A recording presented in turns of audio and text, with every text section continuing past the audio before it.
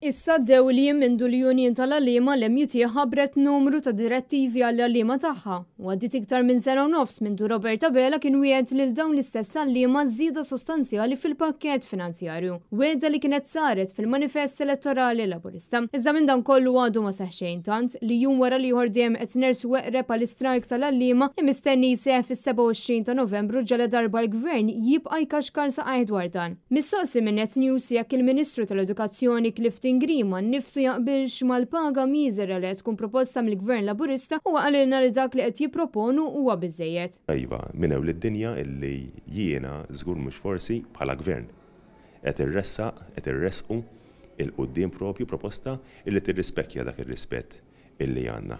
Għalkemm fl-istess nifs qalilna l-kundizzjonijiet tal-għalliema għandhom bżonn jitjiebu. L-iktar ħaġa importanti hija li fil-bażi ta' dan kollu nifhmu illi l-kondizzjonijiet iridu jitjiebu. Quddiem dan kollu l-Ministru tal-Edukazzjoni Clifton Grima jidher li għandu bla soluzzjoni sabiex l-edukaturi wis inqas it-tfal ibatu minn dawn l-azzjonijiet industrijali. Iva, meta d-direttivi jordu tfal dik hija xi ħaġa illi mhix ta' ġid għat-tfal, mhix ta' ġid għall-pajjiż u laqqas għall-istess edukaturi. Se jkun qed isir ġifieri tikkonferma li sas-27 ta' dan ix-xahar jiġifieri l-istrajk mhux se jkun qed isir.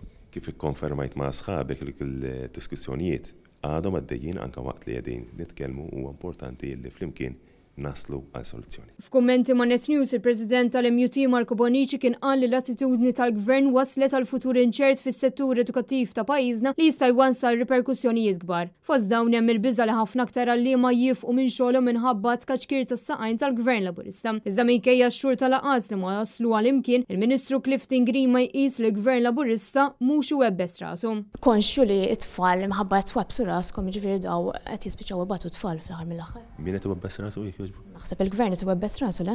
Mela, jekk inti qed tgħid li hemm xi ħadd qiegħed webbes rasu dik hija statement tiegħek taħat iktar. Fl-aħħar laqgħa li saret l-MUT ngħatat żewġ proposti finanzjarji mill-Gvern iżda dawn ġew irrifjutat immedjatament għaliex l-MUT rat li dak li kien propost kien ser jinsulta l-edukaturi minflok ma jirrikonoxxi l-ħidma tagħhom. Minflok ma ġiebi proposta riveduta ftit tal-jimilu l-Gvern ta' Roberta Bela ħansar il-laqgħat li kien hemm skedati. Dan kollu jikkonferma li l-Gvern tal-Labor qed isiba bitqila mens jirrispetta lil professjoni tal-edukaturi u żomm kemmtu. Bela jsiba diffiċli jimxi mill-paroli għal fotti u bil-Union tal-Għalliema ma jkollix l-oħra li tissok ta' blazzjonijiet tagħha.